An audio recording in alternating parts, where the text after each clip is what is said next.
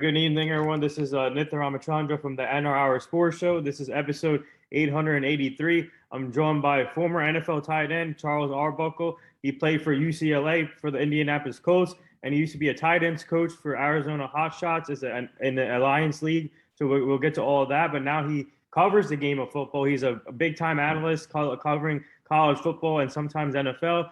First of all, Charles, I just want to say thank you for joining the show. We finally made this happen, and I'm glad to have you on today. And first of all, how are you and your family doing today? We're doing well. Yeah, I don't know about big time analysts, but I'll take it. You know, I've been doing it for a while, and it's fun whenever you get a chance to go on site, which I was fortunate enough to do last year, where a lot of guys were having to do things from the studio, and I've done studio games. I don't like those as much as being on site and getting the chance to be in the stadium. And initially, there were no fans in the stands other than the players themselves and maybe some of their close family. So hopefully we'll, be able to keep the numbers down and get people in the stands because that college experience is really cool. Yeah. So I want to start off with your childhood growing up, and obviously you grew up in Texas. So what was it like growing up as a kid in Texas, and when did you get interested in the game of football? And did you have any role models growing up? Yeah, so it's interesting you bring it up. I can remember one of my baby pictures. I had a football. It was like 1 year. Those 1-year-old pictures you take where you're smiling, your big old head, and you got a ball. Well, I had a football. It was just interesting because in Texas, I guess everybody is born, or when you take pictures, if you're a kid, you're going to take a picture with the baseball or football. And I had a football in my hand. And, lo and behold, I really started off when I was younger. I liked baseball and basketball more, but I was a pretty big kid. So I always, liked football. I'd play it in the backyard. And, if you say, who did I really look up to growing up, it would have to be Earl Campbell because he was a Houston Oiler. I loved the Oilers growing up in Houston and playing for a little league team called the South Maine Mustangs. Sometimes those Oilers would come out. But I can remember getting the chance to watch Earl work in high school. Maybe I was in high school or going to college. And there was a hill that they used to have, like a man-made hill, the kind that Walter Payton would run on, but this was one that Tom Williams, who I call it a sadistic place to go work out because you would go and it's like 70-yard incline turf down in Houston where it's like 100 degrees and it felt like 120. Yeah. So me and my buddy would go work out on that hill. Reggie Moore, who I played little league football, little league baseball with, and we ended up going to college and we were college roommates. So we were working out one day at the hill. And we see Earl come out, man, and he attacked that hill, dude. I had never seen – and he made it – I know it wasn't easy, but when he finished, you were looking at him, he was just drenched in sweat, and you just looking at him like, dude, if I got to get to the league, and that's what I got to do. It was like 20 – and he didn't – and each one of them was hard. And most times the hill would break guys down. Like guys would come out, and they would work out on it after going out the night before. And Houston had a pretty good nightlife, so they would be out late or just come straight from the club to the hill. Yeah. Well, they weren't going to make it. Earl hit that hill so hard, and I'd never seen a guy attack anything like it. And after that, I was like, whew. Not only did I have even more respect for him, but I was just like, if that's what I got to do, that's the kind of work you got to put in. So I learned early. But yeah, growing up, he was probably the guy that I looked at the most, really, really liked and thought about the Big 34 from the Houston Oilers. Yeah, that's a good name to look up to, man. He's one of the best football players in the game, and man, what a great player to learn from. And also, I want to ask you now, especially in this generation of football, coaches like to play players in multiple positions or versatile players, and now you see a lot of players playing multiple positions. But for you, before settling on tight end throughout your career, did you get to play any other positions throughout your career before? Yeah, that's a good question. I got to play receiver. I was a lefty, so every now and then my coach would let me throw. I was a pitcher in baseball, so I could throw the ball pretty well. Oh, wow. But every now and then, that's when Keith Jackson was doing those end arounds and would throw the ball. I didn't get a chance to do it in the game, but I was hella fine in practice. So, But yeah, I mean, growing up, I played a lot of different positions. You know, early on, I was an offensive lineman because I was a bigger kid, and then I finally started to stretch out in the 7th and 8th grade. So I was able to, you know, I became more athletic. So I played receiver, you know, slot, you know, defensive end, just really, you know, wherever they needed me because I was pretty athletic. I really loved basketball growing up. Mm-hmm. I mean, I thought I was going to be Len Bias or, you know, Larry Johnson or Charles Barkley because I was on, you know, I thought, man, I'm going to be 6'6". And I topped out at 6'3", you know, roughly. And so I was like, you know, I had a coach that was a really good role model early on. And he was like, look, you know, as much talent as you have, you would be really a great tight end. He said, I know you love basketball. And he was my basketball coach, but also he played football, basketball, baseball growing up, Gary Nichols.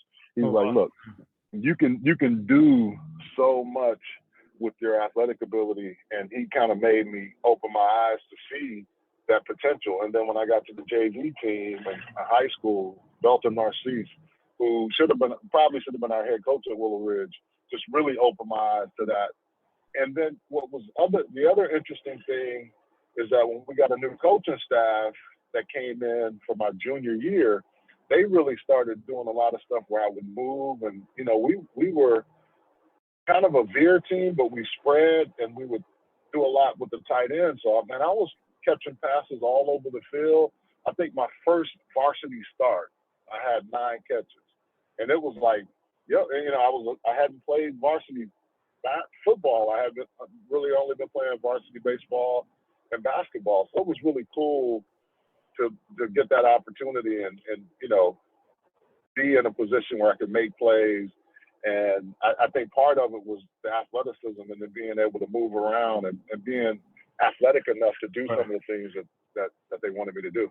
Yeah, so speaking of playing multiple sports, I want to hit on that real quick because now it's really important for kids to play multiple sports before choosing on one or even maybe play 2 at the same time. But how important is it for kids and especially for you guys and just to learn different aspects of each sport? Because whenever you choose the sport you want to decide to play on, I feel like playing other sports can help you longevity wise. So. Well, I mean, that's what I was saying. I mean, I had enough coaches around that allowed that to happen. I think now coaches are more selfish where they only want you to play football or they only want you to play baseball or they only want you to play basketball. And for me, you know, at certain points in the year, I was ready to transition to the other sport. My body was tired of playing one or I was just, you know, you would kind of get burned out. And I was glad I had coaches that encouraged me to, you know, play multiple sports. Don't just settle on one thing. And I think that helps as an athlete. You know, it makes you better. And I think that's the part that I get frustrated with, you know, youth coaches and sometimes even high school coaches. My high school coach, you know, John Pierce, he was like, yeah, we want you, you know, Charlie, don't play those other sports, you know. And I was like, okay, I will. I mean, because I think they knew at that time it would make you a better athlete when you got on the football field. And I think that was the part that I loved about the coaches then. Now when I see coaches, even my son who, you know, is now 28, but when he went through high school, played football and baseball, but it was always a struggle as they got older because more and more people were trying to get them to only do one thing. But I think your body almost tells you, you know, it's time for a different season. It's time for some cross training. Even if you're a football player, if you run track or play baseball in the spring, it just gives you it gives you a chance to let your body recover in certain things, but also makes you expand your athleticism. And I wish coaches would allow that more. I really do. Yeah, so now let's get to your recruiting process in college. Obviously, you play for UCLA, and what a great college to play for. But take me through your process. How many other colleges gave you offers, and what made you choose UCLA? Well, fortunately, I went to a high school that had a lot of guys before me, and one in particular was Thurman Thomas, who, you know, really set the standard high at Willow Ridge. You know, there were so many others, you know, so many other guys that had come through there that had made that school as popular as a recruiting destination. But I think Thurman really put us on the map. You know, he's in the Pro Football Hall of Fame, played for the Buffalo Bills, 4 Super Bowls. But what was interesting, I started getting recruited even before I played varsity football because some coaches saw me playing basketball or they saw me playing baseball. And so by the time I got to high school, like I told you, my junior year, that first game when I had like 9 catches, after that, I was on everybody's radar. So I was getting recruited pretty highly. And by the time I finished high school, I think I was, you know, in Texas, they call it, you know, blue chip, whatever. I was like number 7 out of 100 on some of those lists. So I was getting highly recruited in a state where football is really popular.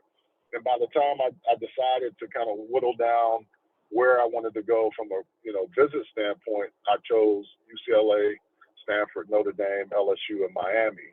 And I, you know, and I took some unofficial trips, like to, I went up to TCU, you know, A&M, since they were close, did some things. But you know, the official visits that I took were to UCLA, Stanford, Notre Dame, and LSU, and I didn't end up going to Miami in that 5th week. And those guys always tease me about it. I know a lot of those guys, you know, from that time. But yeah, I ended up going to UCLA the very first week, and it was interesting because I had a local station, I think Channel 13, following me on my recruiting trips. Like, you know, now that's no big deal. Yeah. But then it was kind of interesting because they followed me for all my recruiting all the way up to the day I signed, and it was pretty cool to kind of see it and now, you know, have that. But I knew going to UCLA, I enjoyed it a lot because I went there. I used to go there. We had family out in California, so we'd go in the summer. And I had went out there for an AAU basketball tournament one summer and stayed on campus. And man, I was, you know, when you're a kid, like in 7th grade, you're like, man, if I ever get the chance to come to school here, I'm coming. And so I went on the visits, and I liked LSU, I liked Stanford, Notre Dame was good, but it was just something about UCLA, man. When I went out there, they were practicing for the Rose Bowl. You know, they rolled out the red carpet. And you know, they got us. They got me.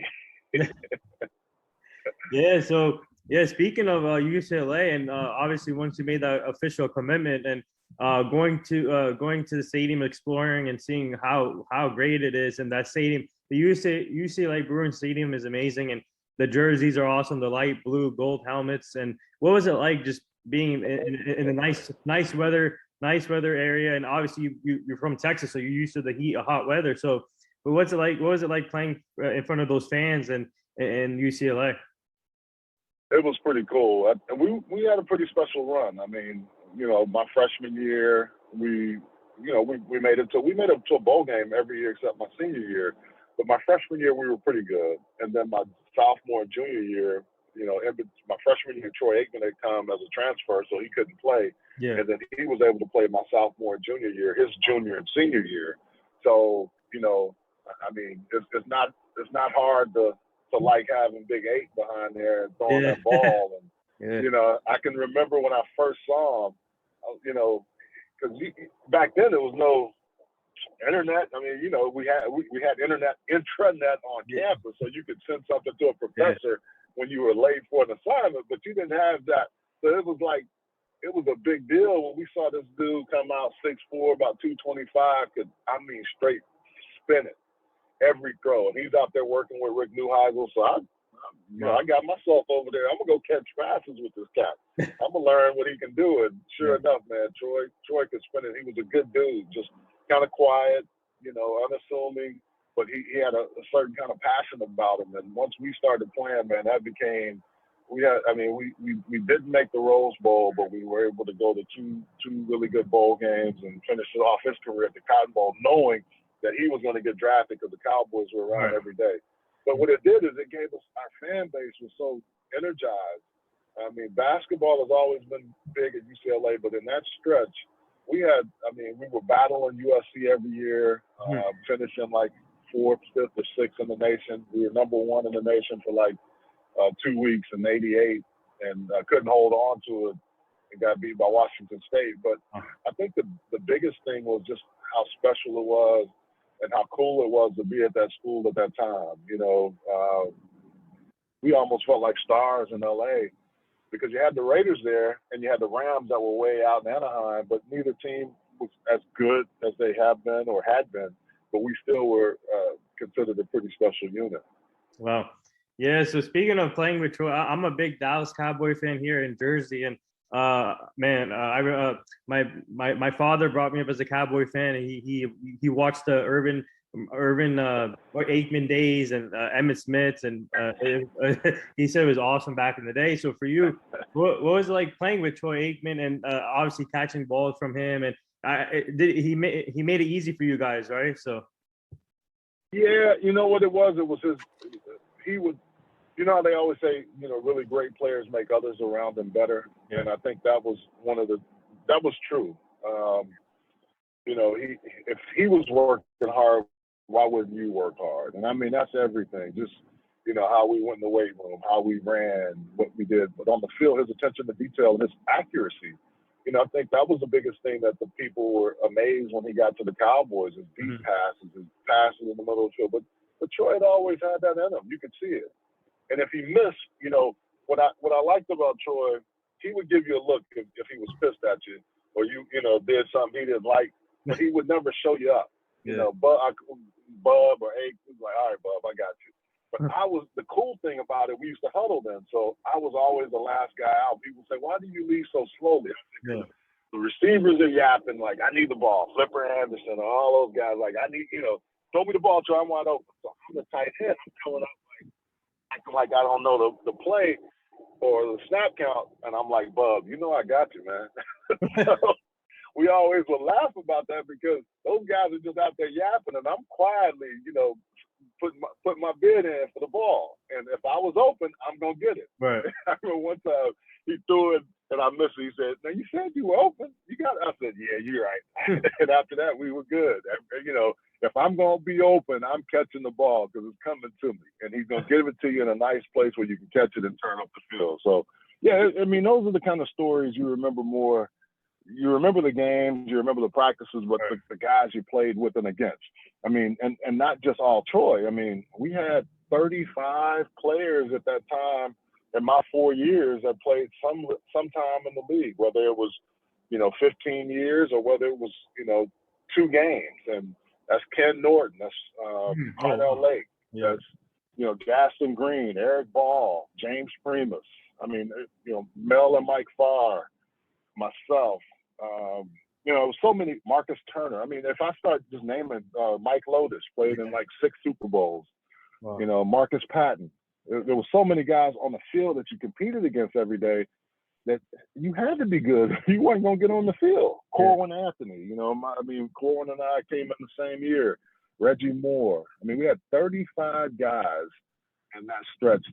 James Washington, Eric Turner, Roman Pfeiffer. Talking about like first round guys, Hall of Fame guys that played a long time in the league.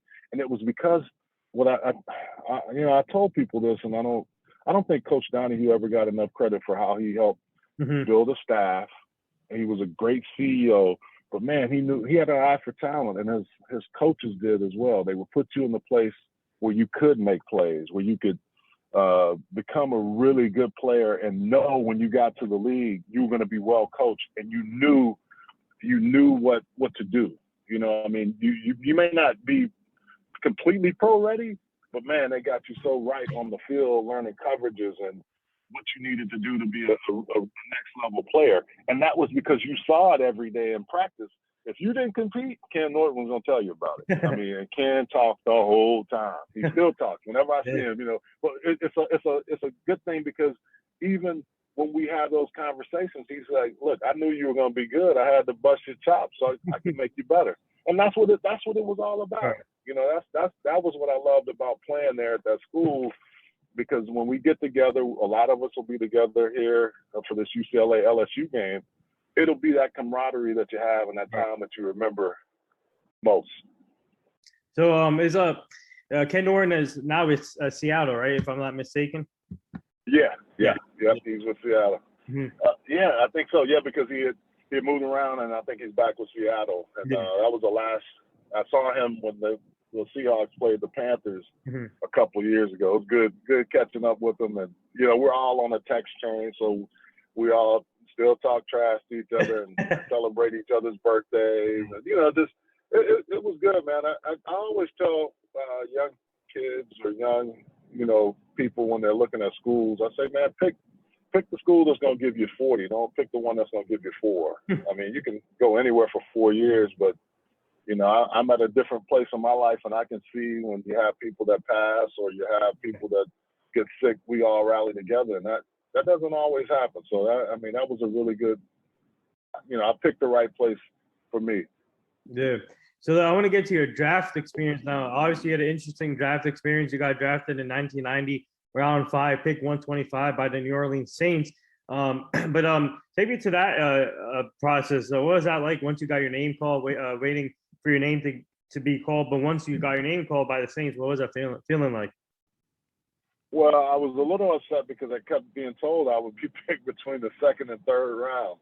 So after a while, I started doing something else. You know, some of my buddies, we went and just shot hoops or something. And then finally, you know, late in the day, I got a call from the Saints, who I had no idea they would pick me. I mean, they didn't really show a lot of interest. I mean, I talked to them at the combine, but, you know, it was weird because the teams you thought were going to pick you didn't call. And it was starting to get like, man, you know, I just want a chance. You know, I just want a chance to get in because I know if I'm there, I'll make it happen. And finally, when I got that call, man, it was so exciting because it's accumulation of not only all the things you've ever seen as you've grown up watching a game that you always say, man, one day I'll be there, to going to the Cotton Bowl, getting to see Bo Jackson against Texas A&M, or watching Earl Campbell, or watching the great game with Kellen Winslow against, you know, the Dolphins.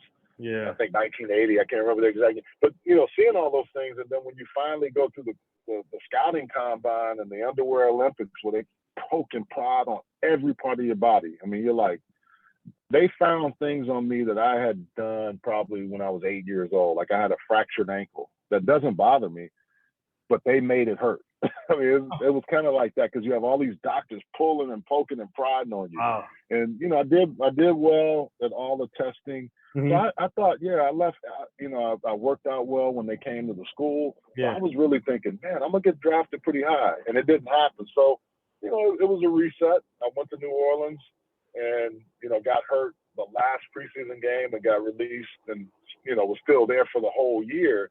So the year counted, but I didn't get to play. And that was the part just leading up to the draft, just wanting that opportunity and getting a chance to get to the league. Yeah. So take me to that process when you got injured in the preseason, and how did you overcome that? How did you cope with that? And obviously, and then the next part to this question, because you got an opportunity with the Indianapolis Colts in 1992, but first, how did you overcome that? And Colts gave you the opportunity to play. Well, it was a couple of things. You know, being hurt and injured, I thought I had a good chance to make the club, but maybe getting hurt was the best thing because, you know, we had 5 tight ends going in the camp, maybe 6. Oh, wow. And then I was really doing well, playing well early in preseason. But, you know, they had established guys, Hobie Brenner and Mike Tice. And the Saints were more of just a power grinding team, but they were going to use me or Greg Scales as a tight end that could move down the field. So the very first preseason game, I think I caught like 3 or 4 passes, and we were playing in London against the Raiders. So that was cool. Yeah. Got hurt, you know, and I was there all year. So it took me a while. I had to rehab. And then when I did, I was able to come back. That was probably the best thing for me because I got to face a defense in the Saints that was, oh man, you know, Sam Mills, Ricky Jackson, Pat Swillen, just to name a few. I mean, you were going to get better going against that defense every day. Wow. And I can remember in OTAs before we even got the pads, you know, I'm catching passes, doing things, and then Sam Mills was like, you know, I guess Sam thought I was trying to show him up, but I'm like, I'm trying to make the club. And he was like, hey, when we put the pads on, you can do whatever you want to do. But since we're out here in just, you know, shorts and helmets, don't keep doing that, Rook. And sure enough, I came across, getting ready to catch a pass, and I mean, he knocked the snot out of me. My helmet was all crooked, and he helps me up, and he said, "I told you, when you get the pads on, you can do whatever." And, you know, Sam was like 5'9", so his leverage, if he catches you right, you're gonna feel it. But those are the kind of things that whole year, getting to, you know, work with the Saints offense and getting to understand how to play the game and not have to be in games. I didn't like it, but it probably got me prepared. Went to Cleveland, got released by them, signed Plan B, and was, you know, I didn't even make it to the season, and I was out of football for a year. Yeah. Went back to Austin and worked out at the University of Texas in the off season and all season, and just trying to, you know, wanted to get opportunities. People would call, you go work out, and I didn't get signed. But luckily, the last team that I worked out for before the next season were the Colts, and they were looking for a tight end. Ted Marchibroda was taking over as the head coach, and you know, Ted said, "Hey, we really like you at Buffalo out of college, and we think you can, you know, make some plays for us." And I was really happy to get that opportunity, and it was, you know, a great 4 years at Indianapolis Colts. Hey, your story is you have that never give up mentality, man. You kept working hard and you got your opportunity, man. That's amazing. Well, you know, the thing is, I guess in the back of my mind, you know, you have a fear of failure, and then at some point in your life, you just start saying, "No, I'm not going to fail. I'm just going to have to I just got to keep getting up." Right. And sometimes it wasn't easy, but I figured, hey, look, I knew I didn't want to start another job. I didn't want to, you know, do anything else. I wanted to give myself that opportunity. So I was fortunate, and I think blessed to be able to play 5 years in the league, which, you know, I don't think people realize how difficult that thing is. They think, you know, you're going to show up and play 12 years and walk away Hall of Famer. Man, it is so hard to play in the National Football League, but when you finish, it's so rewarding to say you've been one of the few that have been able to do it. Yeah. So speaking of, so what was your experience like with the Colts? Obviously, you spent 4 years, and Colts have a lot of history when it comes to players. And if you want to go current, Pam Manning, Edgerrin James, this guy elected the Hall of Fame, and your boy Marcus Pollard also played for the Colts. And what was it like playing for the Colts, wearing the harsh helmet, the white blue jersey, and you play with a lot of great players throughout your career with Jim Harbaugh, Marshall Faulk. What was that like? Yeah, it was pretty good, man. You know, when we first got there, we had a pretty decent team, and we won some games, but then we kind of went through a lull, and I could tell by the time I was leaving, they were going to be really good. Yeah. You know, with Jim Harbaugh coming in and captain comeback, and you know, getting us to the AFC Championship game. I think, you know, what you found was like how hard you had to work just to even get to the playoffs, and then when you got to the playoffs, what it looked like, you know. And that was the first 3 years. That was the hardest part because we dug ourselves a hole in '92, and we really came on strong at the very end, but didn't make the playoffs. Missed about one game, I think. And what I can remember is that team, we were so disappointed because all the pieces that we had of guys, we felt like if we had started the season the right way, we could have, you know, really, you know, made a difference when you got to the playoffs. I guess that's the NFL. You've got to be playing at the right level when you get there. But it was, you know, you ask about Marshall Faulk, the story I always tell people, it's different when you have a guy that has that kind of speed. So usually when you're blocking, you got to hold your block a lot longer. Roosevelt Potts, who also could run, Rosie wasn't as fast as Marshall, but some of the guys that we had in camp, it was different. You know, you hold your block and like, okay, when are they getting to this hole? Right. With Marshall, the very first time he touched the ball, you just felt the okay, and you knew it was different. It was a speed, but a control speed. And when he wanted to go to another gear, you weren't gonna touch him. And it was really cool to see that from the very beginning because he had been out of camp for 2 weeks, and then when he finally signed, you know, everybody's like, "Hey, I want to see what this Marshall Faulk can do." And like from the very first snap, you were like, "Oh, okay, this dude is a different cat." So yeah, I mean, playing with Jeff Arad, who you know. Really, really good inside linebacker. Chip Banks was on the end of his career, but he still could play at a high level. Just, you know, John Hand. We had some, you know, just really Dwayne Bickett. Bickett had a long career, but you know, we had some really good players early on, and I think that laid the foundation for the Colts.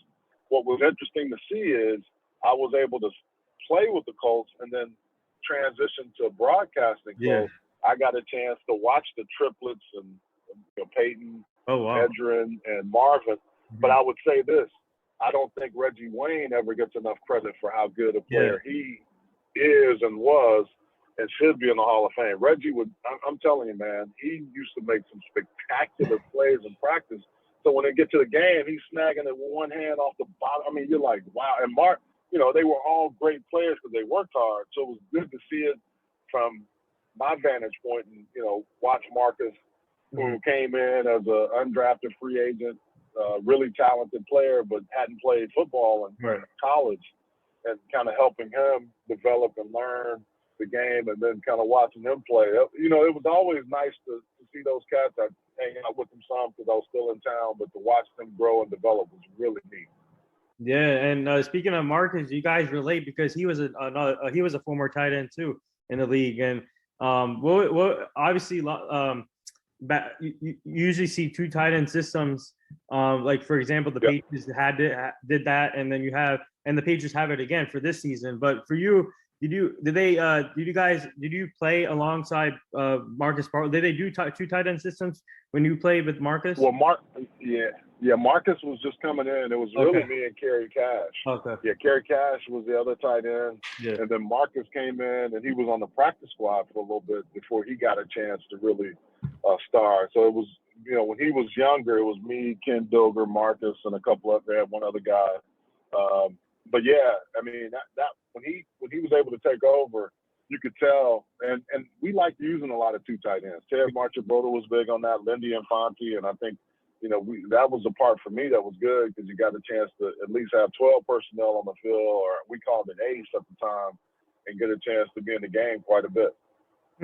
So this is a two-part question here, and obviously you got to play with Jim Harbaugh, and he's a great coach now with Michigan, and he used to coach in the NFL, obviously. So what was it like having him as a quarterback, and what was he like as a teammate off the field, on the field? And also the next part to this question, if you want to speak about energy, Tony Saragusa, you got to play with. This guy is amazing. He's one of the best sideline. I remember him from Fox 5. When teams were playing on Fox, and he was on the sidelines covering the games. And man, what was that like? Well, Jim was always a little reserved, but he was, always, you could tell he was going to be a coach. His dad was a coach. His brother played growing up, but his brother was a coach. And, he approached the game like a coach. And, that year they had that great run. I missed the very tail end of it, but I was around those guys because I had gotten released earlier in that season, but I was still there. And you could just tell he was going to be a coach. Jim has always been a little bit different guy. He would hang out and have a beer. He's good, but he's just, just a little bit different. Yeah. But I think part of that is just the way his makeup is, wanting to be a coach and, just how he approaches things. And he's always been like that. Nothing has changed. But I'll tell you, Siragusa, man, there were two things about Goose that I love. He was going to tell you how he felt, and he was always talking trash in the locker room. He just made the locker room enjoyable. Or for some people, they didn't enjoy it because they were like, he was getting on their case. But he was just one of those guys that just always had a joke, cracking a joke. When we would go to Jersey to play the Jets, which we played twice a year, once at home and once there, he always had a place set out for us in New Jersey where we'd go eat Italian food. Oh, wow. I mean, and they would just keep bringing the food. Like Goose knew somewhere. He knew somebody every city we'd go to. But man, that city right there, when we would go to Meadowlands and play, it's a place in Jersey he would take us. We would have all kind of food. So when you were with Goose, there were two things. He's gonna talk trash, he'll buy you a beer, and you're gonna laugh. You're gonna laugh all night. You're just gonna laugh. I mean, because he always finds something funny and something. So. Yeah. So what would you say your best moment was as a player, and what would you say your best moment in your favorite city to play in? My best moment in the league was against Buffalo in '92. Buffalo had been, they had been beasts, man. They'd been to the Super Bowl twice. Before that year, they went that year. They were just they were stellar, next level, and the Colts had struggled beating them.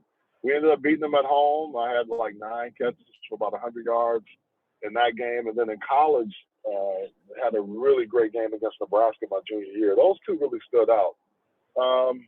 You said the place I'm gonna tell you, in college, I loved playing up at the University of Washington.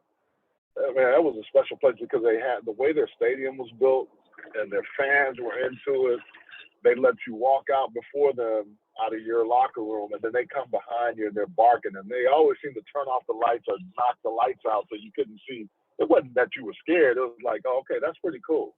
I see how y'all trying to, get in somebody's head, but it ain't gonna happen.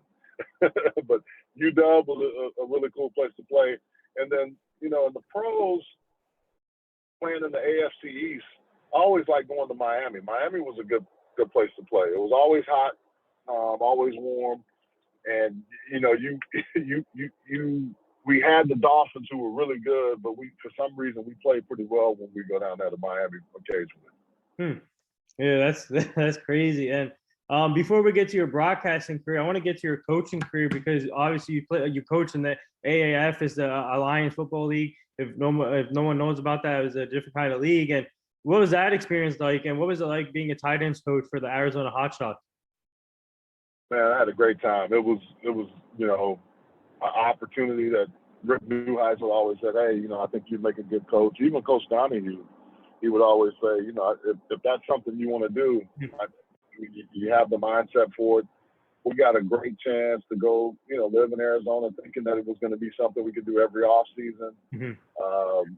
We're there for 8 weeks, had a really good group of guys to work with, not only the coaches, but also the players that we had. I mean, and a few of them are still battling to stay in the league or get into the league now, which was cool. But the best thing was it gave guys an opportunity to play and get a chance to put some stuff on tape. And it was very competitive football. I think that was the one thing that, everybody talked about. Man, I was watching that AAF. It was so good. But unfortunately, a lot of false promises were sold, especially from, the owner of the league. And it folded. I can remember being at practice and we knew like something was going on. And we went back in the coach's office and was, breaking down film, and sure enough, they came in and said, "Hey, the league is disbanded, and here's kind of the next 3 to 4 days." And it was. I hated the way it ended, but I mean, I really enjoyed my time there, and it was a great opportunity to coach and be around some good guys. Yeah. So if some people don't know about the league, if you don't mind, could you explain a little bit more of the AAF? Yeah, so it was a league where it was spring football. They were going to try to, have guys that, Bill Polian was a key person in the league. Troy Aikman, Charlie Ebersol, who now that we know didn't really have all the things he said he had.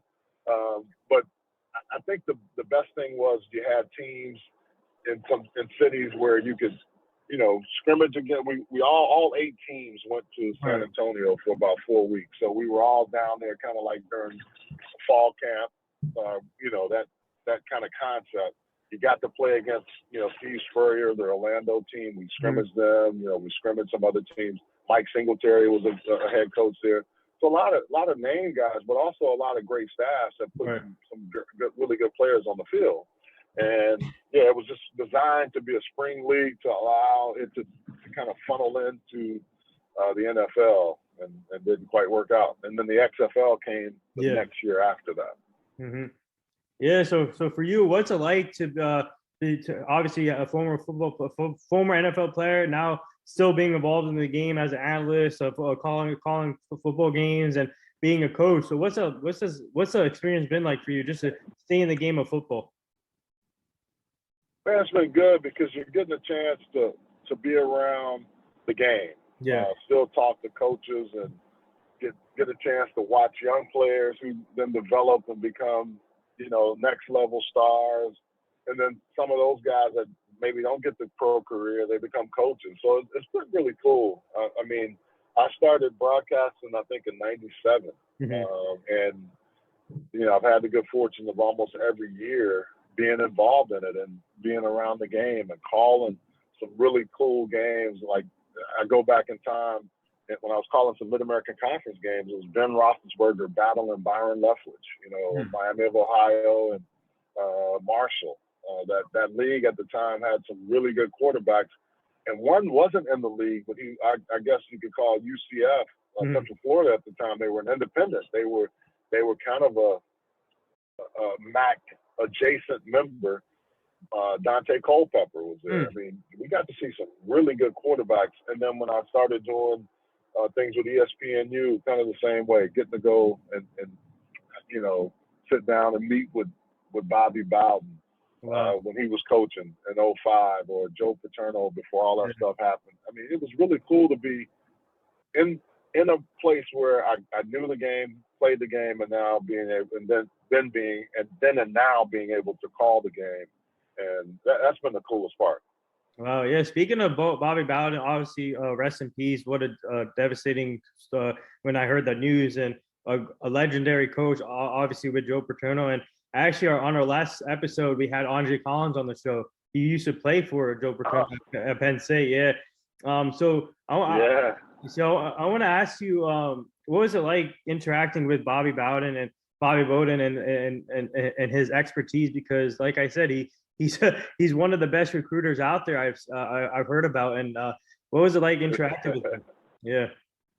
Well, you could tell why he was such a good coach and able to get talent to Florida State. I mean, I always laugh and think about what people say, how Florida State, before he got there, really was thinking about closing football. I mean, this wasn't a really good program. Yeah. And so Bobby came in and he just, put his spin on it and had a consistent coaching staff, had some guys that knew how to recruit, and he could close the deal. And I'll tell you, I mean, you could tell when you're able to get guys like Deion Sanders and, I mean, there's so many names out of there, but Deion Sanders, Pat Carter, Ward Dunn, Derek Brooks. I mean, they've had some great players at Florida State, and part of Sammy Smith, great running back in the day. Right. Part of it is because of that ability to build a strong program and have guys that stayed around. Like Odell Hagens, who had coached their D-line, was a great player for him in the 90s, and we were in some bowl games, senior bowl games together. And Odell just talks about how once you get there, kind of like how I felt about UCLA, it's a culture. Yeah. Folks are the young players learn from the older players, but if they're really good, the coaches will put the young players on the field and let them go. And I think that's the competitive nature of what they had. And just sitting in there and talking to Coach Bowden about, his history. I mean, I probably spent 30 minutes with him, and 10 minutes of it was football. He would tell you he could tell great stories. I mean, that was the one thing that I remember about him, even at that time. Even though I knew Jimbo was coming in after that, you could tell the respect that the players and the coaches still had for him, and all the admiration for what he had been able to do. And he wasn't really resting on those laurels. Well, yeah, amazing, and amazing career for him. So rest in peace again, and my prayers and thoughts go out to his family and friends. And but I want to ask you though, being an analyst now, and obviously last year where there was no fans in the stands, but now we're hopefully normalcy coming back, and now we're going to finally see fans in football games now coming up here with college and NFL. So what's it like? What's it like now seeing fans back in the stadiums, and what's going to be like when the game starts and these players now seeing fans, and then probably some of these players feed off the fans too, by the way. So. Oh yeah, definitely. I'm excited about it. I hope we can, curb things and the numbers don't keep growing, but I hope we're able to have stadiums where you have fans in the stands and they're able to cheer, because it does. Players feed off that. That's energy. I mean, you can just tell. And I want it to be safe, but I also want it to be where folks can get back to feeling like, hey, I'm able to see my favorite player or team and enjoy it and not be worried about it. And I hope that's what we're able to do. You can tell there's a lot of conferences trying to figure out the best ways to set it up so, folks can enjoy the game, but also people can stay safe. But the difference with fans in the stands, it's just so different, man. I mean, last year when I would do games early in the year, you could hear every single thing, and it was weird because it was eerie. You could hear everything on the field. Yeah. The hyperbolic mic was there, but you didn't need the mic. You could still hear almost everything that was said, and sometimes you would hear more than what you needed to hear on the field. I hope it gets back to where we can hear the fans cheering and hear guys talk smack a little bit, but I want to see more. I want to hear more from the fans yelling and screaming and getting excited than I do an empty stadium, if I could have it. Yeah. So before we get to the last two things here, what are your thoughts on Kyle Pitts from the Falcons, and who's your other favorite tight end to watch now in the league? I tell you, Kyle Pitts is pretty special. Yeah. I think if they use him right, and I think they will in Atlanta, he's going to be a matchup problem. I don't think they're going to ask him to do too much in the run game. He'll get in front of people because he's a big enough body. But you want to make sure you get him out in space and get him going down the field and making plays. I think the biggest thing is when you look at tight ends now. Yeah. You got to look at Kelsey and the kid out at Oakland. I think is it Jordan? Oh, Darren Waller. No. Yeah, excuse me, Darren Waller. Yeah. Man, he's a special player, but he's not a true tight end, but he's grown into one and can really, really make plays. But I think Kelsey is still kind of the barometer. And some of these young guys that are coming up, it's going to be nice to see them kind of step up and start making some plays as well. But I'm really curious to see the young crew like a Kyle Pitts and see what he's able to provide, because he's so dynamic and such a matchup problem. He's going to give people problems from the jump. Yeah. So the last two things here before I let you go real quick. Our team is part of this foundation. It's called the Hugh Jackson Foundation. He's a former NFL coach. He's now the offensive coordinator at Tennessee State with Eddie George. And we're trying to help him prevent human trafficking, making sure the community stays safe, the kids stay safe. So I'll send you the foundation so you can go check it out. Okay, appreciate it. Yeah, I can't. I'd be remiss if I didn't mention. Yeah, I love that. Make sure you send that to me. I'd be remiss if I didn't mention, a guy like George Kittle. Yeah. Oh, George Kittle. I like his. I love his. Yeah, I love his energy. George Kittle is a beast. Yeah. There's so many good young tight ends. Noah Fant, after he got rid of, he was dropping the ball a little bit, but he kind of figured that out. I'll tell you another guy that I've been pretty impressed with who played quarterback in college was Logan Thomas. Thomas seems to be developing pretty well. I always thought he should have been a tight end even when he was in college because of his size. Evan Ingram, matchup problem.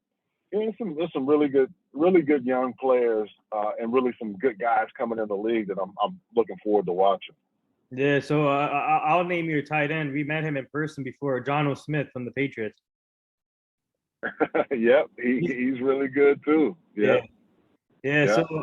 So I'll send you the foundation so you can check it out. And the last thing here, would you like to say anything to all the nurses, doctors, and essential workers right now?